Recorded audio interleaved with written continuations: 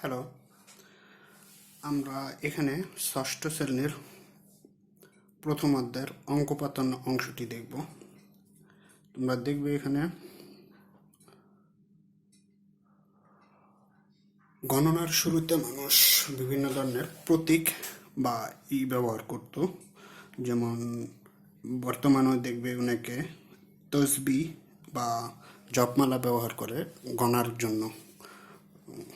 এখন আর যখন তোমরা ক্রিকেট খেলো তখন এখনও দেখবে দাগ কেটে কত রান হলো সেটা নির্ধারণ করা হয়।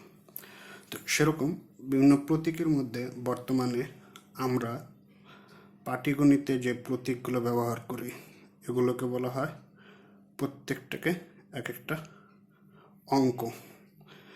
এখানে প্রতীকগুলো হচ্ছে 1 থেকে 9 পর্যন্ত। 3, 4, 5, 6, 7, 8, 9 এবং 0। এর মধ্যে একমাত্র 0 সকল সংখ্যায় সার্থক সংখ্যা, একমাত্র 0 ব্যতীত 0 সার্থক সংখ্যা নয়। এখন এই প্রতীকগুলো দ্বারা শুধুমাত্র 1 থেকে 9 পর্যন্ত সংখ্যাই উপস্থাপন করা যায়, এর থেকে বড় সংখ্যা আমরা প্রকাশ করতে পারি না। তো সেজন্য স্থানীয় মানের দরকার হয়। সেক্ষেত্রে যেরকম ধরো 325, এক্ষেত্রে 3 এর মান 3, কিন্তু এর স্থান হওয়ার কারণে এর মান হয়ে যায় স্থানীয় মান 100। সেরকম 2 এর প্রকৃত মান হয়ে যায় 3 গুণ 100 300। সেরকম 2 এর স্থানীয় মান 10। 5 এর স্থানীয় মান 1। তো 3 এর নিজস্ব মান 3 এবং স্থানীয় মান 100 হাতে এ 3 এর প্রকৃত মান দ্বারা 300। সেরকম 2 এর প্রকৃত মান 20 এবং 5 এর প্রকৃত মান 5।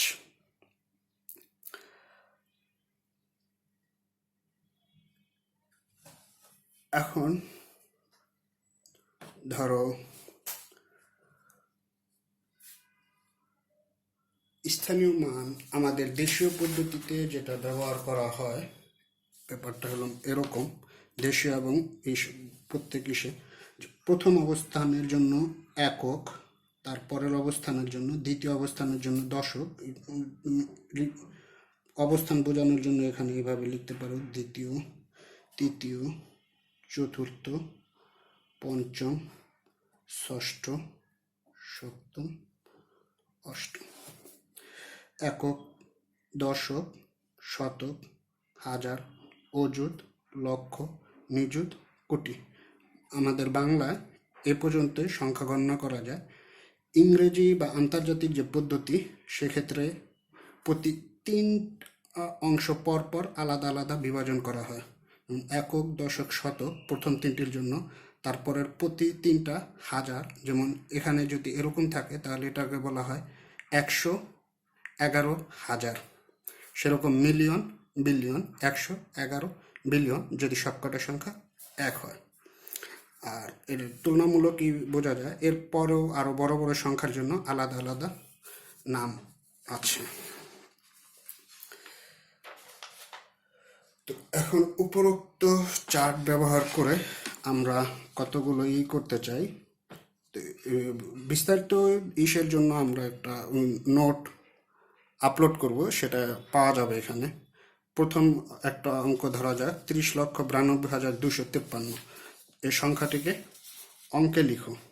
তো এটার জন্য আমরা যেটা করতে পারি, প্রথমে কমা, আর প্রত্যেক ঘরের জন্য আলাদা আলাদা, যেমন লক্ষ, হাজার, তারপরে বাকি যেটা থাকে। 30 লক্ষ মানে প্রথমে আমরা লিখতে পারি 30, তারপরে হাজারের ঘরে 92, তারপরে শতকের বাকি যে সংখ্যাগুলো থাকে 253। 53। এটা হলো প্রথম সংখ্যার জন্য।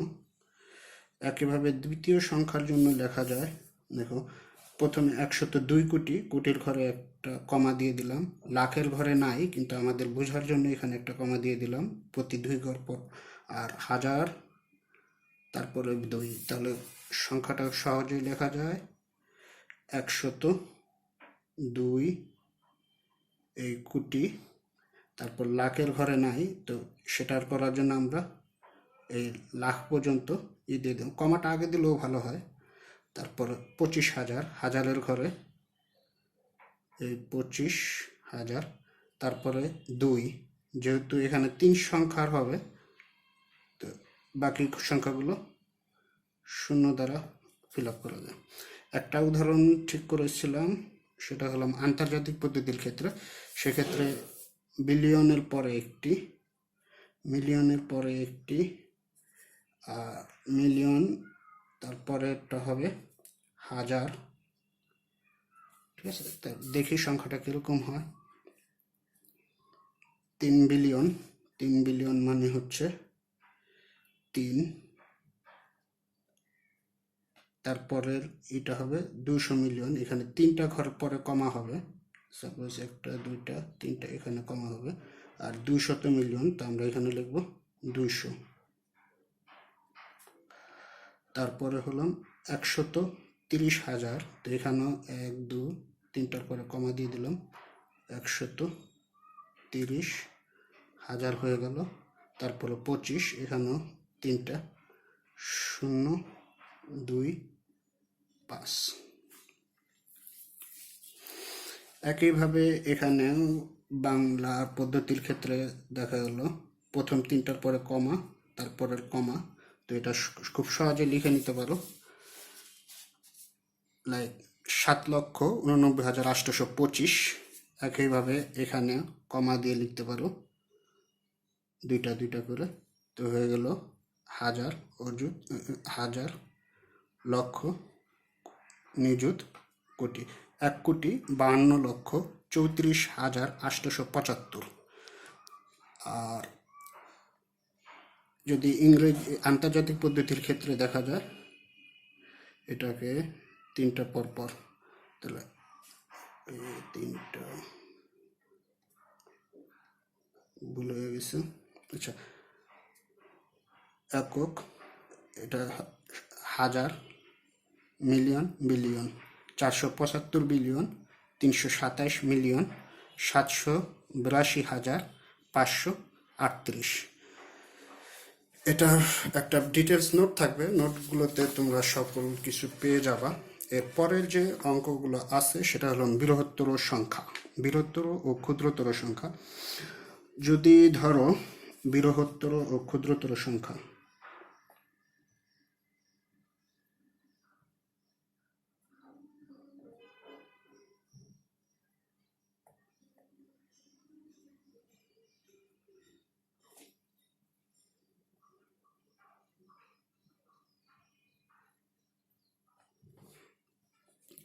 প্রথমে ধরো যে কোনো 2 অঙ্কের একটা সংখ্যা, একটা জিনিস খেয়াল করবে, 2 অঙ্কের যে কোনো সংখ্যা 1 অঙ্কের থেকে বড়। যেমন 2 অঙ্কের যদি একটি সংখ্যা দেখি 10, সে অঙ্কটা 1 অঙ্কের যে কোনো অঙ্কের থেকে বড়।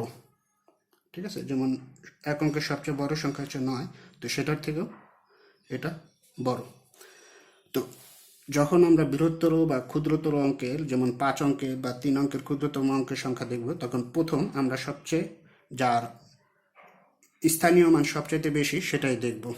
ওকে, ধরো যেমন 3 অঙ্কের বৃহত্তম সংখ্যা, তো প্রথম আমরা দেখব হাজার অঙ্কের অবস্থান। যেমন 3 অঙ্কের 3টা সংখ্যা হচ্ছে, প্রথম অবস্থান 9 লেখা যায়, কারণ ওইটাই সবচেয়ে বড়। 9 9, এটা হচ্ছে 3 অঙ্কের সবচেয়ে বড় সংখ্যা বা বৃহত্তর সংখ্যা। আর ক্ষুদ্রতর সংখ্যার ক্ষেত্রে অবশ্যই আমরা চুজ করব 0 0 0, কিন্তু এটা কোনো সার্থক মান না, কারণ 3টা সংখ্যা পর 0 পর পর বসার ক্ষেত্রে এটা আর থাকে না, সেই সংখ্যাটার আদতে মান 0ই থেকে যায়। তো এখানে আমরা লিখতে পারি 1।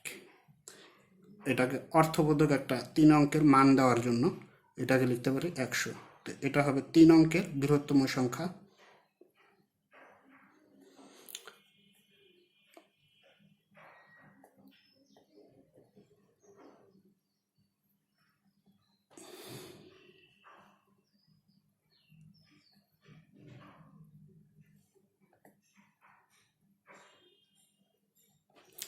একইভাবে 3 অঙ্কের ক্ষুদ্রতর সংখ্যা।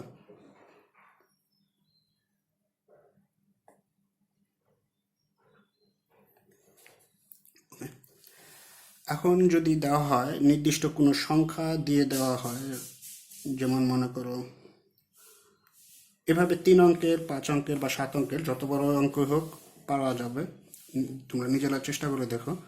আর যদি এরকম হয় কিছু সংখ্যা দিয়ে দেওয়া হয় 8, 9, 4, 2,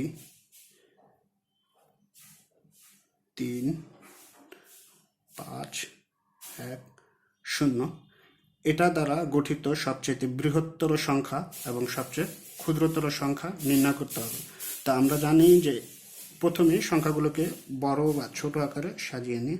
9 হচ্ছে সবচেয়ে বড়, তারপর হচ্ছে 8 এখানকার মধ্যে, তারপরে এখানকার মধ্যে দেখা যায় 5, তারপর হচ্ছে 4, তারপরে 3, 2, 1, 0।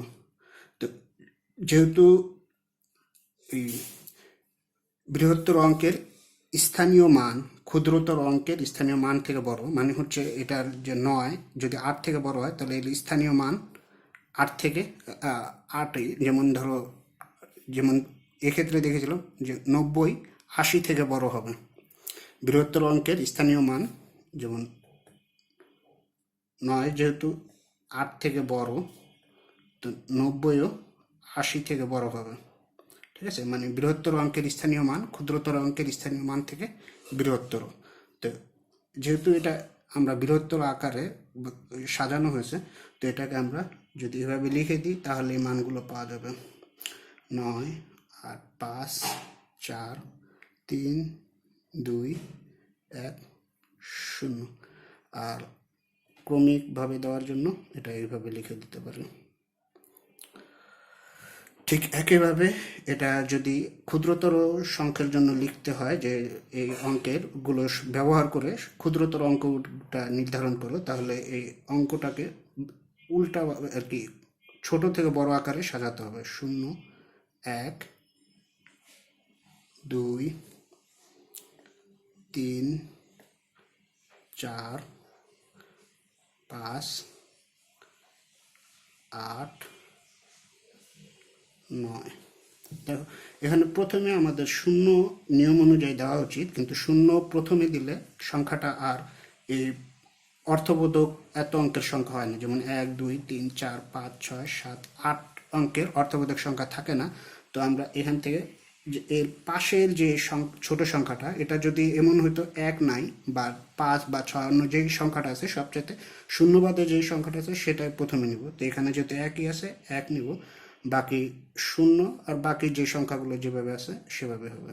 3, 4, 5, 8, 9, বাকি কমা যেরকম আমাদের দেশীয় পদ্ধতির নিয়ম সেভাবে। এর ক্ষেত্রে হচ্ছে 1,02,34,590। তো আজকে এ পর্যন্তই। আর এর বিস্তারিত নোট নিচের লিঙ্কে দেওয়া আছে, ওইখান থেকে নিয়ে নিতে পারো।